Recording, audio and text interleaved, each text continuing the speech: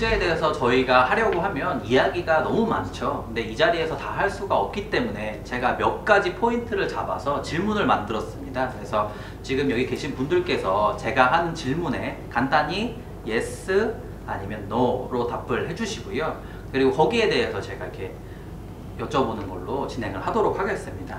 네, 첫 번째 질문인데요. 네, 베트남은 코로나에 잘 대처했다. 네, 어떻게 생각하십니까? Yes and no? 예, yes. 네, 그렇군요. 일단 베트남은 다 코로나에서 잘 대처했다라고 생각을 하시는데 어디 의견을 좀 주실 분이 있으실까요? 예, 제가 말씀드릴게요. 베트남은 코로나 발생 초기부터 제 생각에는 베트남 정부가 강력한 리더십을 바탕으로 강력한 사회적 거리두기나 외국인 입국 제한 조치를 시행을 했고, 거기에 따라서 이제 국민들이 적극적으로 협조를 해서 조기에 코로나를 종식할 수 있었다고 봅니다. 아주 모범적인 케이스라고 생각하고 있습니다. 네. 이제 뭐 두 번째 질문이 될 것 같은데요. 네, 두 번째 질문은 지금 코로나 상황에서 베트남을 투자를 고려했을 때 보수적으로 접근을 해야 된다. 뭐 yes and no 어떻게 생각하십니까? 네, 노가 한 분 계시네요. 그래서 안 들어볼 수가 없죠. 어떻게 노를 생각하시는지. 베트남뿐만이 아니라 모든 세계 경기가 좋지 않다 보니 보수적으로 접근해야 된다는 원칙적인 접근은 맞는데, 다만 역사에서 보면 특히 이런 위기 상황에서 역사적으로 현금 자산이 충분한 기업들이 저가 매수 기회가 상당히 많이 발생할 수 있다는 것들을 볼 수가 있습니다. 베트남은 특히나 지난 10년간의 탄탄한 해외 투자 및 인프라 구축, 그리고 양질의 노동력, 그리고 기구축된 산업 클러스터들을 기반으로 해서 이제 향후 발생되는 이제 한계 기업들이 저가의 이제 M&A가 많이 발생될 수 있는 그런 기회들이 많이 발생할 거라고 생각이 되는데요. 이에 대한 예시로서 이미 한국 대기업들 중에서도 한국 베트남 내에 투자를 한 사항들이 있습니다. 예를 들면 SK그룹 같은 경우는 현 코로나 시국에 베트남 내 이맥스팜이라는 법인 인수 계약을 체결한 게 기공시가 되었고요. 그 거래 금액은 약 3천만 불을 추산하고 있습니다. 그리고 네이버 그룹도 또한 베트남 사업에 500억 원을 증자한다는 이 의사결정을 4월 달에 낸 걸로 알고 있는데요. 그에 대한 내용들이 공시되어 있고, 그에 대한 사항들은 결국 이런 위기 상황에 있어서 베트남 시장에 대한 빠른 조기 투자, 그리고 저가 매수기에 대한 그런 발견을 해서 현금을 투자하려고 하는 그런 경향이 아닐까 생각됩니다. 어떻게 보면은 위기가 기회다 이렇게 볼 수 있는 것도 없지 않아 있는 것 같습니다. 예스라고 말씀을 해주신 분들이 많이 있으실 때 혹시 어떻게 왜 예스라고 생각을 하시는지, 왜 보수적으로 생각을 해야 되는지 짚어주실 수가 있을까요? 어떤 M&A나 상대적으로 저평가된 부분에 대해서 그걸 좀 더 낮은 비용으로 인수할 수 있는 호기가 될 수도 있고, 그 부분에는 저도 동의를 하는 건 사실입니다. 다만 제가 왜 보수적으로 접근을 해야 한다고 예스를 들었냐면요, 보수적이라는 의미에서 보수적은 그런 과감한 결정을 하되 준비하는 과정이랑 사전 정보 탐색이랑 알아보는 단계에서 좀 더 신중하고 좀 더 단계적으로 체계적으로 그런 투자 절차 또는 현재의 상황, 주변 상황을 더 검토를 꼼꼼히 해봐야지 된다는 전 그런 의미에서 보수적으로 들었고요. 워낙 지금은 시국이 시국이니만큼 쉽게 투자를 하거나 이런 건 당연히 어렵겠죠. 그렇기 때문에 당연히 보수적으로 접근해야 된다, 이런 의견이 다수였던 것 같기도 합니다. 세 번째 질문으로 넘어가도록 하겠습니다. 세 번째 같은 경우에는 지금 많은 기업들이 이제 중국을 벗어나고 있으시잖아요. 그걸로 보셨을 때 탈중국화하는 기업들에게 베트남은 첫 번째 선택지다. 예스 아니면 노, 어떻게 생각을 하십니까? 예스. 또 이번에도 한 번이 또 노가 있으신데 이야기를 또 안 들어보실 수는 없겠죠. 왜 노라고 생각을 하실까요? 제 생각에 탈중국을 하는 기업들의 업종이 무엇이냐에 따라서 베트남을 선택해야 될지 아니면 다른 나라를 선택해야 될지를 결정해야 된다고 생각합니다. 기본적으로 중국에 진출하는 시점에 중국 시장에서 노렸던 것이 낮은 인건비와 대외 무역을 통한 그런 생산적 기지로서 중국을 활용했던 기업이라고 하면은 당연히 베트남에서 사업을 하는 것도 좋은 대안이 될 수는 있습니다. 대신에 이제 중국 내수 시장을 목표로 들어왔던 기업들이라고 하면은 베트남 내수 시장이 중국 시장보다 훨씬 더 작은 편이기 때문에 그 부분에서는 좀 좋은 시장이라고 보기는 어려울 것 같습니다. 그리고 업종별로 그 중국을 탈출하면서 선택해야 되는 나라를 봤을 때 베트남이 좋을지 안 좋을지는 좀 판단을 해보셔야 될 것 같습니다. 그럼에도 불구하고 뭐 좋은 대체지다라고 의견을 주신 분들이 다수였는데 여기에 대해서 어떻게 짚어주실 분이 계시실까요? 이 부분 제가 네. 또 말씀을 드리면요. 사실 지금 탈중국에 대한 이슈가 있는 부분은 이제 다양한 분야가 있겠지만 또 다양한 이유도 있겠고, 대부분 이제 제조 생산 쪽에서 탈중국 이슈가 많이 지금 발생을 하고 있다고 저는 알고 있습니다. 그래서 물론 이제 다른 유통이나 서비스 업종들은 탈중국이라기보다는 중국의 사업을 안착시키고 유지하면서 이제 베트남도 같이 진출하고 같이 이제 병행하는 좀 더 사업 확장의 개념으로 좀 더 접근을 하면 좋을 것 같고요. 이제 제조 쪽은 아무래도 생산과 제조 실력, 그 설비랑 인력을 좀 집중하고 또 좀 더 낮은 비용으로 좀 더 좋은 생산력을 도모해야 되기 때문에 많이 이제 베트남이 고려되는 걸로 알고 있고요. 또 실제 작년 이제 하반기에 제가 집중적으로 문의받고 업무를 진행했던 것들이 이제 중국 상해 인근에서 이제 기존 생산 공장, 생산 기지를 갖고 계시던 분들이 많이 남하하는 추세가 있었고, 실제 이쪽 동나이 인근 성에 뭐 롱화공단도 포함돼서요 많이 지금 정착을 하려고 하는 상황입니다. 베트남 정부가 이번에 제 목표한 게 5% 성장이었는데요. 그 5% 성장이 실현 가능하다, 아니다. 자, 어떻게 생각을 하십니까? Yes and no? 네, no. 네, 만장일치가 나오셨는데 지금 안 돼, 어렵다라는 의견이 다졌는데 어떤 이유가 있으실까요? 의견을 짚어주실 분이 또 계실까요? 노라고 들긴 했지만 사실 베트남의 성장률은 모든 나라에서 지금 예측하는 추세에서 가장 높은 위치를 차지하고 있습니다. 실례를 들자면 IMF에서 지난 6월에 발표했던 그 세계 성장률 지표, 예측 지표를 보면 아세안 국가, 그리고 선진국, 미국과 유럽을 포함한 선진국, 그리고 개발도상국 전체들을 다 비교해 봤을 때 마이너스 성장이 예측된다고 표시된 사항들이 90%가 넘습니다.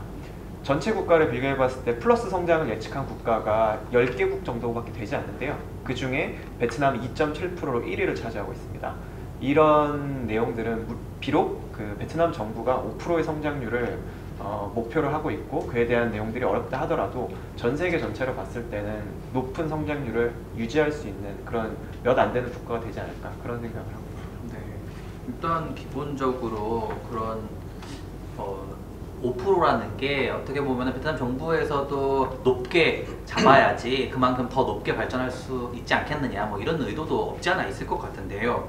원래 후반에 드리려고 했었던 질문인데 앞에 당겨서 제가 다시 한번 질문을 드리자면, 그렇다면 5%는 힘들겠지만 내년까지로 연장해서 봤을 때 내년에는 작년 수준, 그러니까 2019년도 수준의 경제 회복이 가능하다, 뭐 이렇게 보십니까? 그건 어떻게 보시는지 yes and no 한번 답변해 주시겠습니까? yes and no. 또 이것도 반대로 또 yes가 나왔는데요. 네, 여기에 대해서도 한번 의견을 짚어주실 분이 계실까요? 일단 뭐 이게 우리 GDP라는 것이 그 내부의 어떤 수요의 요소, 시장 요소도 있겠지만 그 외부의 요소들도 충분히 저는 고려해야 된다고 봅니다. 근데 어쨌든 코로나의 확산이 내년 정도에 좀 종결이 되고 나면 지금보다는 조금 더 나은 어떤 상황으로 바뀔 거라고 보고, 그러한 요소들이만 좀 반영이 된다면 전년도의 7%대는 아니더라도 5% 전후 정도는 경제 성장을 가능할 거라고 저는 생각합니다. 대부분의 분들이 높은 성장률을 할 수 있을 거다라고 보고 계시는 것 같습니다. 뭐 그러면 다음 질문으로 또 한번 넘어가 보도록 하겠습니다. 다음 질문 같은 경우에는 이제 지금 베트남 정부에서 준비하고 있는 게 있죠. 전자결제비, 전자행정, 이걸 도입을 하려고 하고 있습니다. 근데 이 사항이 지금 도움이 되신다라고 보시는지 한번 여쭤보겠습니다. Yes and no. 어떻게 생각하십니까? 네. 혹시 뭐 이제 대표님부터 답변을 해주실 수 있을까요? 일단 그 리테일 시장에는 저는 긍정적인 신호로 볼 수 있을 것 같고요. 과거의 한국 사례를 보더라도 그 카드가 대중적으로 도입이 좀 많이 됐고 그 시기에 소비가 내수시장이 굉장히 좀 활성화됐던 사례가 있었습니다. 그리고 지금 전자결제라 하면 우리가 리테일 쪽에서 가장 흔히 체험할 수 있는 것이 이제 모바일 결제 또는 나중에 이제 뭐 전자화폐까지 이어질 수도 있겠지만 그러한 이제 화폐의 개념이 실물의 어떤 화폐의 개념이 아니라 카드라든지 신용 그리고 모바일 결제 시스템 넘어왔을 경우에는 지금보다 훨씬 더 내수 시장에서의 또 활성은 있을 수 있을 거라 예상이 되고요. 다행히 그 베트남의 경우 뭐 한국과 비교하면 뭐 어떨지는 모르겠지만 베트남의 젊은 계층들이 모바일 사용도가 굉장히 높다고 저는 생각하고 있습니다. 그리고 실제로 베트남의 젊은이들이 그 모바일을 통해서 음식을 주문한다든지 쇼핑을 한다는 것이 굉장히 이제 빈번하고 대중화되어 있는 상황에서 이게 이제 실물 화폐가 아닌 가상의 화폐로 전환이 된다면 오히려 뭐 조금 더 지금보다 내수 시장이 확대될 수 있는 그런 좋은 청신호라고 볼 수 있을 것 같습니다. 그렇죠. 현금을 가지고 다니는 것보다 카드 하나 혹은 아니면은 뭐 핸드폰으로 결제를 하거나 이렇게 한다라고 하면 훨씬 더 쉽게 소비를 하고 살 것 같기도 합니다. 또 지금 도입되는 회계적인 부분에서도 이슈가 있을 것 같은데 어떻게 보십니까? 전자 쪽 관련해서는 2020년에 크게 두 가지 변화가 있습니다. 첫 번째는 7월 1일부터 시행되는 새로운 세무행정법의 시행으로해서 은행 및 그 금융기관에서 이제 해외로 송금하는 것들에 대해서 이제 원천 징수 의무가 이제 발생하는 것들과 두 번째는 2020년 11월부터 전자세금 계산서가 이제 필수 시행된다는 점입니다. 특히 두 번째 경우에 있어서 이 전자세금 계산서는 한국에서도 이미 실행이 되었듯이 여러 가지 그 부족한 세수들을 메울 수 있는 한 가지의 방안이 될 수도 있지만 동시에 소비를 진착할 수 있는 방향으로서도 진행이 될 수 있다고 생각이 되는 게 세금 계산서는 지금까지 이제 수기로 적혀 있던 것들이 많았지만 전자세금 계산서가 되면서 정부의 방향은 이제 투명한 세수를 위해서 오히려 후에 카드 그리고 이제 더 나아가서 법인카드 영수증 제도까지 이제 발전이 되지 않을까 그런 식으로 조심스럽게 예측을 해봅니다. 법인카드 영수증 제도가 이제 발행되게 되었을 때 법인들이 가질 수 있는 여러 가지 혜택들과 또한 많은 그 소비 진작들이 또 일어나지 않을까 싶고 더불어서 이것들은 이제 그 회계 처리를 하는 회계법인 입장에서도 그 각각의 법인 입장에서도 오히려 그 비용들을 세이브할 수 있는 그런 그 좋은 점들이 되기 때문에 결과적으로 베트남 행정 절차 또한 소비 절차에 큰 도움이 되지 않을까 생각을 하고 있습니다. 그 외에 행정적인 부분에서도 도입이 되면 좋은 점이 있을까요? 변호사님은 어떻게 봐요? 2021년 1월 1일부터 시행되는 이제 개정노동법에 따르면은 이제 기존에는 이제 근로계약서는 반드시 종이로 서면으로 작성되어야 되고 그 양 당사자의 서명과 법인의 날인 인감 도장이 찍혀 있는 이런 좀 엄격한 형식을 좀 형식적인 부분이 많이 중시가 되었는데 이제 향후 개정되는 노동법에 따르면 이제 전자적인 방법에 의한 근로계약의 체결도 이제 근로계약으로 인정되는 부분이 있고요. 또 실제 뭐 전자행정에 있어서는 이제 사실 많이 변하고 있었습니다. 그래서 2017년도 이전까지만 해도 외투법인이 인감을 만들려면은 해당 관할 부서에 신고를 하고 승인을 받은 다음에 이제 저희가 그 승인의 내역에 따라서 만들었는데 지금 현재 대부분의 외투 기업들은 일부 특수법인은 제외합니다. 특수법인은 제외하고 대부분의 외투 법인들은 그 법인 등록을 한 후에 먼저 그 법인 등록에 따른 인감을 받은 다음에 그 부분을 저희가 전자적인 방법으로 신고를 합니다. 그럼 신고를 하면은 이제 호치민시 같은 경우는 대부분 24시간 이내에 승인을 하고 승인을 받으면 바로 별도의 절차 없이 사용을 할 수 있게 되는 그런 부분에 있어서 이제 시간적으로 또 아니면 또 그런 업무 효율적으로 많이 개선이 되었고요. 또 일반적인 그 외에 투자계획국 관련 업무도 보면은 예전에는 관련 서류를 준비를 해서 사전 심사를 받고 승인을 받고 하는 절차가 매우 복잡하고 왔다 갔다 하는 것도 많이 좀 번거로웠고 실내로 가서 투자계획국 한번 가면 뭐 기다리는 게 2시간, 3시간 이러는 경우도 허다했거든요. 몇 시간씩 기다리는 게. 근데 지금 같은 경우에는 먼저 사전에 관련 자료들 스캔해서 이렇게 보내고 나서 이제 사전적으로 한번 검토받고 이제 그런 부분이 많이 검토를 받기 때문에 그런 부분이 많이 단축이 돼서 시간적으로 많은 좀 절감이 있습니다. 다만 한 가지 아쉬운 거는 아직까지 그럼에도 불구하고 실제 그 투자 계획과 관련 업무는 실물 서류를 전부 원본으로 제출한 다음에 최종적인 승인을 받아야 되기 때문에 이 부분은 조금 아직 많이 개선이 필요하다고는 보입니다. 네, 베트남은 지금 아직도 블루오션이다. 자, 여기에 대해서 어떻게 생각하시는지 yes and no 답변해 주실까요? yes and no. 실제 여기서 제가 이제 한국에 들어오시는 기업들에 대한 상황 컨설팅이라든지 어떤 그 시장 조사를 하다 보면 이제는 사실 그 정부가 전 세계가 실시간으로 공유되고 있는 사회입니다. 그러다 보니 어떤 한국이라든지 다른 선진국에서 새로운 아이템들이 베트남에 도입되면 실제 그 아이템과 동일하거나 또 경쟁할 수 있는 그런 업종들이 정말 실시간으로 같이 동시에 다발적으로 생성될 수 있는 환경을 가졌다고 봅니다.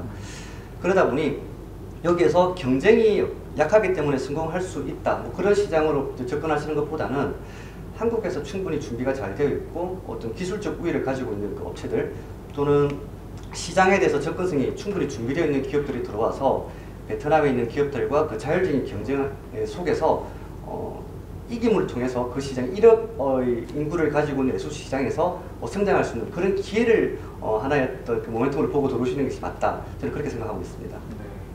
일단 뭐 기본적으로 베트남도 당연히 경쟁이 없을 수 없는 시장이기는 하기 때문에 뭐 그런 부분이 없지 않아서 있을 것 같기는 한데요. 뭐 지금 그래도 예스로 드신 분들이 다수이기 때문에 예스의 의견을 안 들어볼 수는 없겠죠. 왜 예스라고 생각을 하시는지 의견을 주실 수 있을까요? 뭐 센터장님 혹시 어떻게 보시는지? 네, 대표님 말씀하신 대로 이미 뭐 베트남뿐만 아니고 전 세계가 뭐 예전에 말하던 뭐 아무것도 없는 블루오션이라는 건 없을 것 같고요. 말씀하신 대로 뭐 좋아한 품질이나 뭐 제품 가지고 경쟁을 해서 이게 나오면 충분히 가능성이 있는데 베트남 같은 경우는 베트남 경제가 꾸준히 상승하고 있고 그거로 인해서 이제 베트남 국민들의 구매력이 향상이 되고 있고요. 그런 부분이 이제 뭐 좋은 기회로 작용할 수 있을 것 같고 그리고 또 최근에 비준된 그 베트남과 EU 간의 FTA 관련해서 또 수출 쪽으로 접근을 하신다면은 뭐 유럽 쪽이나 유럽 쪽 수출도 많이 용이해질 거고요. 그리고 베트남을 중심으로 해서 주변 동남아 시장 수출 기지로 활용을 하신다면은 좋은 기회를 찾으실 수 있을 것 같습니다. 그 다음 질문으로 넘어가도록 하겠습니다. 그 다음 질문은 지금 베트남이 어떻게 보면 이젠 노동집약적인 산업이 아니라 이제 하이테크 업종을 투자해야 될 시기이다. 이런 질문인데요. 여기에 대해서 어떻게 생각을 하십니까? Yes and no? 일단은 그 하이테크의 산업이 진입을 하는 시점은 맞을 수도 있는데 노동 집약적인 산업이 더 이상은 버틸 수 없는 시장인가? 라고 봤을 때 그건 아직은 아니라고 봅니다. 그 빠른 속도로 그 최저시급이 오르는 건 맞지만 아직은 최저시급이 굉장히 낮은 수준에 머물러 있고 그리고 베트남의 현지인들 같은 경우도 교육열도 굉장히 높고 어떻게 보면 생산성이 굉장히 높은 인력들이기 때문에 여기서 그 노동 집약적인 사업은 당분간은 더 이루어질 수 있는 시장일 수 있다라고 판단하고 있습니다. 다수의 분들이 예스를 하셨으니까 예스를 안 들어볼 수는 없겠죠. 예스에 대해서 짚어보셨던 혹시 뭐 이준석 부장님은 어째서 예스 의견을 주셨을까요? 사실 그 베트남이 그 노동 집약적인 부분으로 성장했던 건 분명히 맞는데 정부의 시책과 그리고 현재 발생되고 있는 여러 산업 클러스터들을 봤을 때 하이테크 시장들이 지금 많이 성장하고 있다고 생각합니다. 예를 들면 2016년에 그 이제 총리령으로 발생됐던 그 세제 혜택 중에 가장 높은 세제 혜택을 적용받는 것들이 하이테크 그리고 부품 소재 산업입니다. 세제 혜택이라고 보면 지금 삼성이 받고 있는 4년 면제, 9년 감면 그리고 그 15년간의 10% 우대세율을 이제 하이테크 산업에 진행을 해주고 있습니다. 이 내용은 베트남 정부 입장에서도 이제 더 이상 노동 집약적인 그런 저부가 가치 산업이 아니라 고부가 가치 산업으로 변경하고자 하는 정부 시책이기도 하지만 동시에 그에 따른 혜택을 받으면서 베트남에 이제 진출할 수 있는 기회이기도 합니다.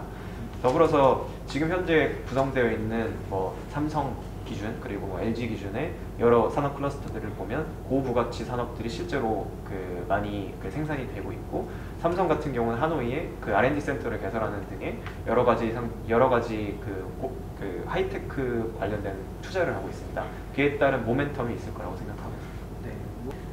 지금 코로나 시국에서 이른 시점, 조금 이른 판단이라고 하더라도 해외 입국을 빨리 허가하는 것이, 하늘길을 미리 여는 것이 좋다. 여기에 yes and no 어떻게 생각을 하십니까? 네. 일단 그 베트남이 최근 뭐 2, 3년 동안 그 내수 그 경제 성장이 굉장히 급격히 했던 걸 누구나 다 알 수 있는 사실인데, 사실 그 이면에 보면 해외 자본 유입들이 최근 2, 3년 동안 굉장히 많았습니다. 이제 그런 유입을 통해서 시장 경제가 좀 주도적으로 많이 이루어졌었는데, 뭐 그 대표적인 사례가 한국의 이제 직접 투자 기업들이 많이 진출했던 그 사례로 볼 수 있고요.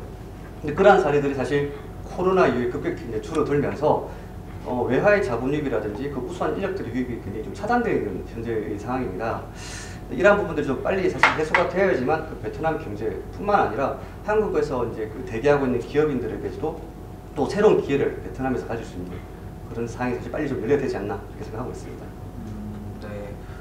이거야말로 어떻게 보면 저희랑 직접 연관이 있는 사안이기도 하기 때문에 또 한 분 더 의견을 들어볼까요? 어떻게 뭐 이강민 법인장님은 왜 이게 빨리 하늘길이 열려야 된다라고 생각을 하십니까? 그 앞서서 말씀해주신 것처럼 그 외국인 투자가 이루어져야 되는 상황인데, 외국인들이 들어올 수 없는 상황에서 투자가 이루어질 수는 없거든요. 그렇죠.